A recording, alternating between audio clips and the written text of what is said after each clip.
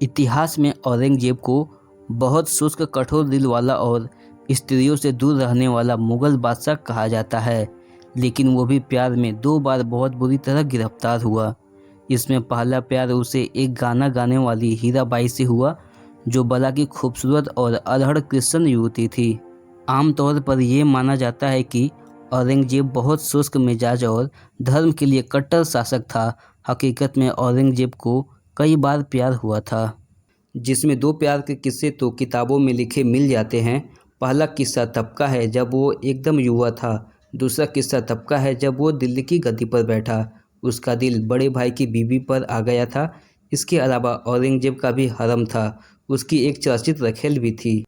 हम यहाँ जिसकी चर्चा करने जा रहे हैं वो उसका पहला प्यार है, जिसे औरंगजेब ज़िंदगी में कभी भूल नहीं पाया और इसके चर्चे कई जगह मिल जाते हैं। इसके प्यार का नाम हीराबाई था और वो ईसाई थी और उसके मौसा के हरम में रहने वाली एक मामूली सी लड़की थी, लेकिन बहुत सुंदर और गजब की गायिका थी। औरंगजेब घूमते घूमते जैनाबाद बुरहानपुर जा पहुंचा। तभी वहां वो हीराबाई से मिला, जिसका संगीत कौशल और अदाएं दिलकश थी। किसी को भी वो अपनी ओर खींच लेती थी। औरंगजेब हीराबाई की अदाओं से आकर्षित हो गया। हीराबाई हरम की अन्य स्त्रियों के साथ फलों से लदे आम के पेड़ से आम तोड़ा और आगे बढ़कर गाना गाने लगी। औरंगजेब अल्हड़ युवती हीराबाई के गाने और अदाओं पर ऐसे मरमिटा कि उसे पहली नज़र में प्यार हो गया हो। वो पूरी तरह हीराबाई पर मोहित हो गया। औरंगजेब कठोर संयम और पवित्र प्रशिक्षण के लिए जाना जाता था, लेकिन इसके बाद भी वो हीराबाई पर पूरी तरह मर मिटा। औरंगजेब के इस व्यवहार पर औरंगजेब को जो भी जानते थे वो उसके व्यवहार पर चकित रह जाते। किसी को भी समझ नहीं आ रहा था औरंगजेब अपने मिजाज के खिलाफ ऐसे व्यवहार क्यों कर रहा है। कहा जाता है कि हीराबाई के मुलाकात ने उसे नया उत्साह दे दिया था। हीराबाई को देखने और उसकी अल्हड़ हरकतों से वाकिफ होने के बाद वो होश को बैठा। औरंगजेब पूरी तरह हीराबाई उर्फ जैनाबादी पर लट्टू हो चुका था।